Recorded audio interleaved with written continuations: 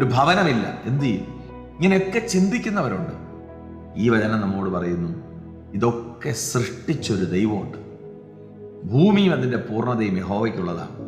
ഭൂതലവും അതിലെ നിവാസികളും യഹോവയ്ക്കുള്ളത് തന്നെ.